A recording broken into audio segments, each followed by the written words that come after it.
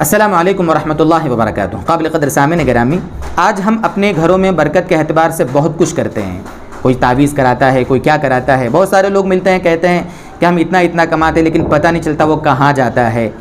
گھر میں بہت ساری ضروریات رہ جاتی ہیں، پیسہ خرچ ہو جاتا ہے، کمائی کم پڑ جاتی ہے، خرچے زیادہ ہو جاتے ہیں۔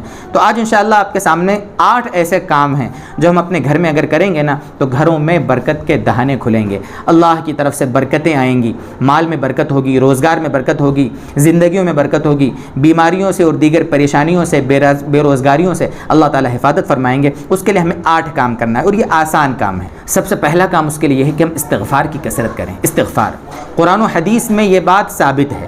قرآن میں کئی آیتیں ہیں، احادیث میں نبی اکرم صلی اللہ علیہ وسلم کے کئی فرامین موجود ہیں کہ استغفار کرنے سے مالوں میں برکت ہوتی ہے، استغفار کرنے سے بارشیں وقت پر ہوتی ہے، استغفار کرنے سے اولاد میں برکت ہوتی ہے، یعنی بہت کچھ فائدے ہیں۔ تو آپ چلتے پھرتے، اب آسان ہے کیسے استغفار کریں۔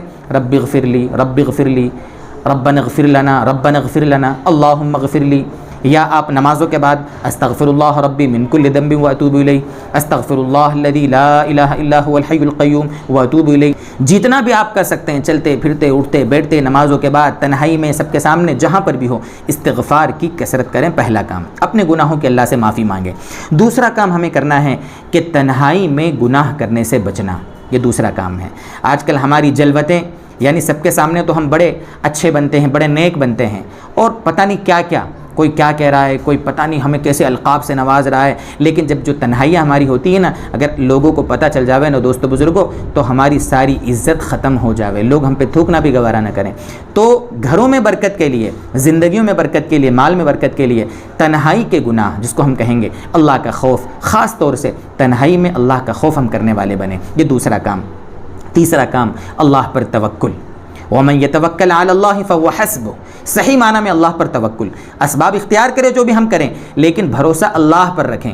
ہم کیا ہیں آج کے زمانے میں دنیا کے دوسرے اسباب پر بھروسہ کر لیتے ہیں، لیکن اللہ جو ہے، جو مسبب الاسباب ہے، جو بغیر سبب کے بھی ہمارے سارے کام بنانے پر قادر ہے، اس اللہ پہ ہم صحیح معنی میں توکل نہیں کرتے۔ حدیث میں اللہ کے نبی نے فرمایا نا کہ اگر اللہ پر تم ویسے توکل کرو جیسا توکل کا حق ہے، تو تمہیں بھی وہ ویسے روزی دے جیسے پرندوں کو روزی دیتا ہے۔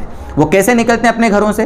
پرندوں کی کوئی دکان نہیں ہوتی، پرندوں کا کوئی روزگار نہیں ہوتا، پرندے کہیں آفس میں جاب کرنے نہیں جاتے، ان کا کچھ نہیں ہوتا ذریعہ معاش۔ وہ اپنے گھروں سے نکلتے ہیں اور سب شام کو اپنے اپنے گھروں پر، اپنے گھونسلوں میں تروح بطانا، پیٹ بھر کر واپس آتے ہیں۔ تو اللہ پر توکل زندگیوں میں برکت کے لیے بہت ضروری ہے۔ چوتھی چیز ہے اللہ کی راہ میں خرچ کرنا، فی سبیل اللہ جس کو بولا جاتا ہے۔ اللہ کے راستے میں خرچ کرنے کے جتنے بھی موقع آئیں، جتنے بھی، وہاں پر آپ خرچ کریں، جتنے بھی، مسجد میں دیں، ٹھیک ہے، آپ مدرسوں میں دیں، اسی طریقے سے آپ غریبوں کی مدد کریں، بیواؤں کا خیال رکھیں، آپ کے رشتہ داروں میں کون ایسا پریشان ہے اس کی مدد کریں۔ اللہ کے راستے میں کل ملا کر خرچ کرنا، یہ چوتھا کام ہے۔ پانچواں کام خاص طور سے مدرسے میں پڑھنے والے جو غریب طلبہ ہوتے ہیں ان کی آپ ہیلپ کریں، آپ ان کی کفالت کا انتظام کریں، آپ ان پر خرچ کریں۔ آپ کے سب کے علاقے میں مدرسے ہوتے ہیں، آپ وہاں جائیں، وہاں کے ناظم صاحب سے ملیں، وہاں کے مدرسین سے ملیں اور ان کو پوچھیں کہ بھئی کوئی ایسے طلبہ ہیں جو غریب ہیں، محتاج ہیں، پریشان ہیں، تو آپ وہاں جائیں اور ان کی ہیلپ کریں۔ مالی اعتبار سے آپ ان پر خرچ کریں گے نا، آپ کو دوہرا ثواب ملے گا، ایک تو غریب کی امداد کا، اور وہ جتنا خیر کے کام میں وہاں لگا ہوا ہے، تعلیم حاصل کر رہا ہے، اس کا ثواب بھی آپ کو ملے گا۔ بہت سارے لوگ ہوتے ہیں ہمارے پاس بھی آتے ہیں، کہتے ہیں کہ بھئی یہ پیسہ ہے، آپ اپنے حساب سے غریبوں پر خرچ کر دینا۔ کل ہی ایک صاحب نے 1500 روپے، میں سمجھانے کے لیے ڈال رہا ہوں، وہ اکاؤنٹ میں ڈال دی انہوں نے کہ بھئی آپ اپنے حساب سے بچوں کو دے دینا۔ تو اس طرح ہوتے ہیں، بہت سارے بیچارے ہوتے ہیں، تو آپ کیا کریں، ایسے بچوں کو ڈھونڈیں، ایسے مدرسین سے مل کر آپ ان پر خرچ کریں۔ چھٹا کام ہمیں یہ کرنا ہے کہ رشتہ داروں کے ساتھ حسن سلوک، جو بھی ہمارے رشتہ دار ہیں۔ رشتہ دار آج کے زمانہ، یہ نیا ماڈرن زمانہ ہے، بہت سارے بیچارے آج کے نئے جو نوجوان ہیں وہ تو رشتوں کو بھی بھول گئے ہیں، رشتہ داریاں بھول گئے ہیں، جانا گوارا نہیں ہے، تنہائی پسند ہو گئے ہیں، بس موبائل ہے اور اپنی چیزوں میں مگن ہیں۔ رشتے یاد رکھیں، بلکہ ایک حضرت عمر فاروق رضی اللہ تعالیٰ عنہ کا ایک قول ہے، ابھی 3 دن پہلے حیات الصحابہ کی تعلیم میں وہ جملہ آیا، بڑا عجیب جملہ تھا۔ آپ نے ایک طویل بات فرمائی، اس میں ایک جملہ فرمایا تھا کہ علم نسب کو حاصل کرو تاکہ انساب، نسب، یہ جو نسب کا علم ہوتا ہے، کون کس کا بیٹا کیا، یہ جو نسب کا علم ہے یہ حاصل کرو تاکہ اس علم کو حاصل کر کے تم آپس میں صلہ رحمی کر سکو۔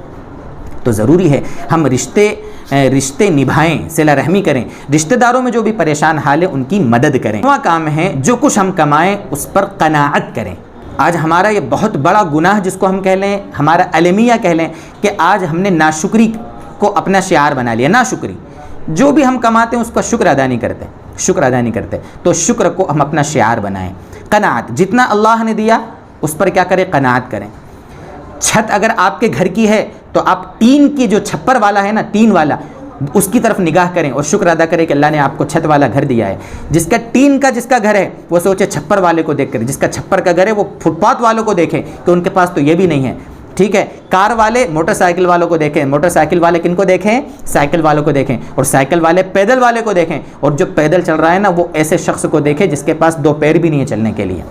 جتنا اللہ نے ہم کو دیا ہے، جس اعتبار سے بھی نوازا ہے، اس پر قناعت کریں. مال ہو، صحت ہو، جو بھی چیز ہو، اس پر ہم کیا کریں؟ صبر کریں اور قناعت کریں. اس سے آپ کے دل کو سکون ملے گا، مال میں برکت ہوگی. اور 8واں کام، آخری کام جو ہمیں کرنا ہے، جو آج کے زمانے میں بہت ضروری ہے، کہ اپنے گھروں کو تلاوت قرآن سے آباد کرنا.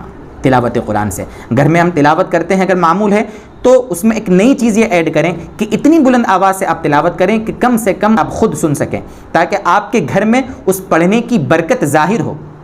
گھر میں جو بھی ہے، گھر میں خاتون بھی پڑھ رہی ہے نا، تو وہ اس وقت جو خاتون جس وقت تلاوت کرے تو وہ بالکل آہستہ نہ پڑھے، کم سے کم اتنی آواز سے پڑھے کہ خود کو سنائی دے. یہ ہے ٹھیک ہے. وہاں پر اگر کوئی غیر محرم ہے گھر میں تو ٹھیک ہے، وہاں بلند آواز سے نہ پڑھے، فتنے کا اندیشہ ہے، بہت ساری چیزیں ہیں، منع کیا علماء نے. لیکن گھر میں کوئی نہیں، آپ کا شوہر ہے، آپ کے والد ہیں، آپ کا بھائی ہے، آپ کی اولاد ہے، باقی کوئی نہیں ہے، تو ایسی خاتون کیا کرے؟ گھر کے اندر تھوڑی بلند آواز سے تلاوت کرے، یہ ضروری ہے. اسی طریقے سے گھر میں اگر مرد تلاوت کر رہے ہیں تو ان کو بھی چاہیے کہ تھوڑا بلند آواز سے. اس میں اگر دوستو آپ مہینے 2 مہینے 4 مہینے اس کا آپ نے معمول بنایا نا، اس کی برکت آپ اپنی آنکھوں سے دیکھیں گے. اللہ تبارک و تعالی یہ سارے کام کرنا ہمارے لیے آسان فرمائے، اور اللہ ہمارے سارے گھرانوں کو، سارے گھر والوں کو برکتوں سے خوب خوب مالا مال فرمائے. وآخر دعوانا ان الحمد للہ رب العالمین.